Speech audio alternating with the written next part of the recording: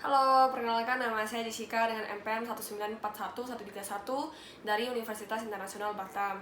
Sekarang saya akan menjelaskan hasil kerja saya mengenai tugas lab manajemen keuangan. Mari langsung kita nonton. Jadi kita langsung aja pergi ke bagian home page saya. Ini adalah welcome to hype.id. Saya sekarang khususnya akan menjelaskan bagian accounting cycle dan juga Excel tools. Sebenarnya di bawah juga ada yang lain, tapi fokus ke bagian sini aja. Nah, di bagian accounting cycle saya itu ada daftar akun, jurnal umum, laporan inventory PAP. PAP itu peralatan pelengkapan, buku besar juga neraca rajur. Kenapa saya buat laporan inventory PAPE? Karena Hype.id ini khususnya jual sepatu limited edition, jadi alias gak bisa tahu kapan bisa restock gitu intinya. Kita langsung aja pergi ke daftar akun. Nah, di daftar akun ini ada nomor akun, nama akun, dan juga keterangan. Nomor akun ini dari 001 sampai 013 saya sendiri buat sesuka hati saya. Terus nama akun ini ada kas, price, utang, piutang, dan lain-lain seperti biasanya. Terus kalau keterangan ini buat lebih detail aja gitu, contohnya. Biaya lain-lain itu ada makan, minum, kuota, dan juga lain-lain gitu. Jadi sekarang di sini ada bagian home, tombol home yang bisa kita tekan balik, dia langsung balik ke sini lagi. Kita langsung ke jurnal umum. Nah, di jurnal umum ini saya ambil tanggal 31 Januari 2020. Di sini seperti biasanya ada tanggal, keterangan, nama akun, kode, debit, dan juga kredit.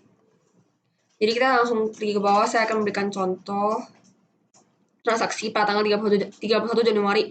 Jadi sebelumnya keterangan itu sebenarnya buat fungsi biar tahu aja lebih detail itu contoh biaya pengiriman ekspedisi itu ada apa aja. Kalau misalnya di daftar aku sendiri ada JNE, si cepat ataupun Tiki. Jadi sekarang saya kasih contoh aja tanggal 31 Januari itu biaya ekspedisi per kas. Jadi masukin 012 per 001. Dia langsung otomatis muncul biaya pengiriman ekspedisi pada kas. Nah, di sini saya menggunakan rumus lookup F432, daftar akun, daftar underscore akun tuh saya tadi ada blok, terus saya kasih nama di sini, terus ada koma 2, false tuh kurung. Dia langsung muncul ketika saya tekan 012 gitu. Terus di sini keterangan tuh saya kasih lebih detail aja gitu, ada JNE per kas. Terus di debit kredit saya kasih transaksinya itu 110.700. Kayak gini ya. Nah, terus di sini terus di sini itu rumusnya sum seperti biasa ya. Oke, jadi kita balik lagi ke menu atau home, terus kita langsung ke laporan inventory PAPE. Di bagian laporan inventory PAPE ini ada peralatan dan juga perlengkapan. Ini di sini saya menggunakan rumus if di bagian keterangan. Nih, contohnya if E11 lebih dari 2 itu cukup dan tidak cukup. Contoh ketika saya ketik 2 di sini, dia akan muncul tidak cukup.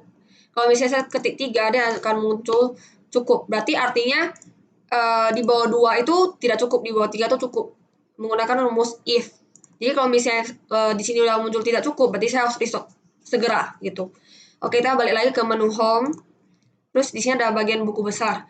Ini adalah buku besar pada tanggal 31 Januari 2020 gitu ya. Terus kita langsung ke bawah aja. Nah, sekarang saya akan memberikan contoh kode 013. Dia langsung sendiri muncul biaya lain-lain. Saya menggunakan rumus lookup seperti tadi. Oke.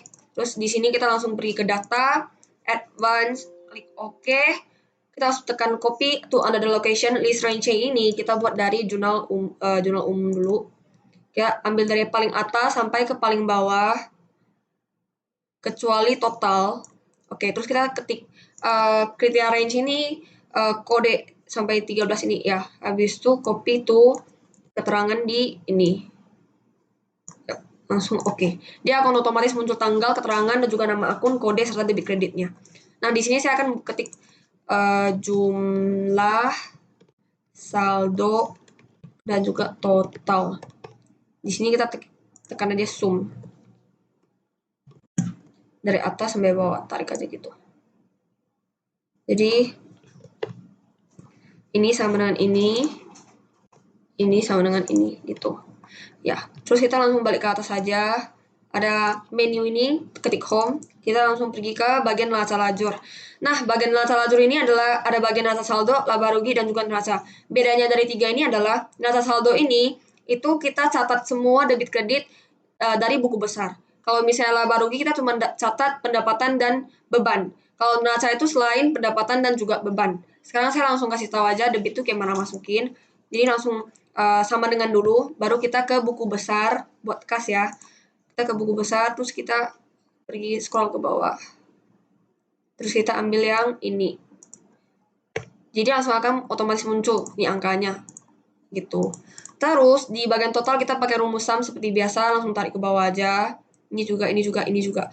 Terus kita pergi ke menu home. Balik lagi ke sini. Jadi gitu. Sekian dari bagian accounting cycle. Untuk bagian record return, saya harapkan pengembaliannya adalah 7%.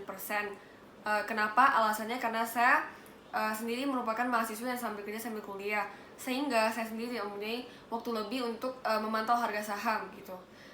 Alasan berikutnya, menurut saya pengembalian 7% ini sudah cukup menutupi kebutuhan hidup saya sebagai mahasiswi. Untuk millennial investing, saya kira saya sebagai mahasiswi yang belum begitu mengerti tentang invest, saya pilih reksadana.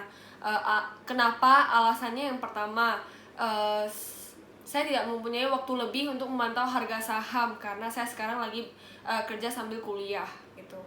Yang kedua, menurut saya reksadana ini tidak membutuhkan modal yang besar, alias 50.000 sampai 100.000 pun bisa gitu loh. Jadi ini merupakan hal yang sangat untung bagi saya sebagai mahasiswi.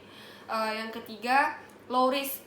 Saya dapat tahu kapan dan seberapa besar pengembaliannya, pengembalian uang tersebut gitu. Mungkin ini yang saya bisa sampaikan. Sekian dan terima kasih.